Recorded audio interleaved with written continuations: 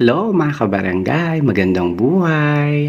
Marahil isa ka rin sa nakatanggap na nakikita nyo dyan sa taas ng ganyang klase ng notification. So for today's video, yan po ang ating tatalakayan. Marami sa ating mga kabarangay ang nakatanggap ng ganyang klase ng notification mula kay Meta. At ang iba ay nagdiwang, ang ilan ay tuwan-tuwa at ang ilan naman ay nadismaya. Marahil isa rin po ako sa nalungkot dahil marami po ang sumangguni sa akin through messenger kung ano nga raw po ba ang ibig sabihin nito.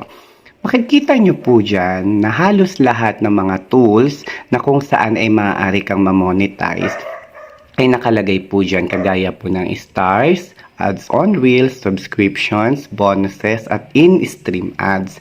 Ngunit malalaman nyo po kung kayo po ay na-unlock sa isang tools po or kayo po ay eligible.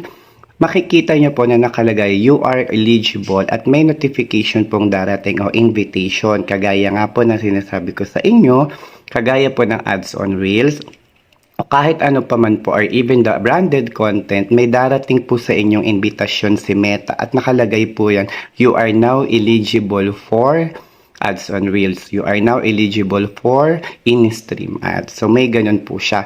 At nakalagay din po dyan, malinaw na malinaw, not yet eligible.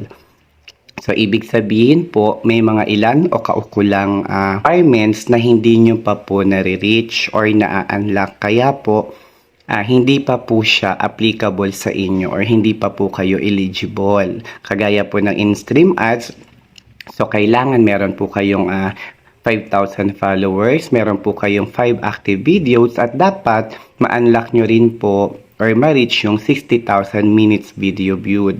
Gayon din po sa mga ilang po na ibinibigay po na Meta. Kaya malinaw po mga kabarangay, no?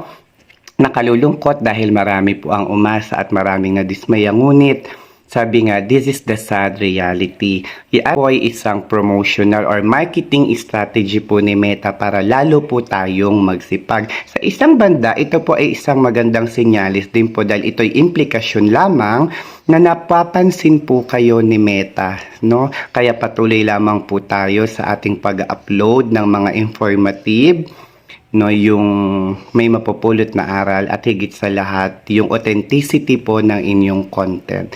Malay po ninyo, 'di ba? Kung ngayon po, yan ay isang sign na sa mga susunod na araw ay magkakaroon na rin po kayo ng ads on reels or ng in-stream ads.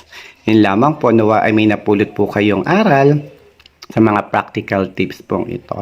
Always remember, spread good vibes and positivity. God bless. Mahal ko kayo.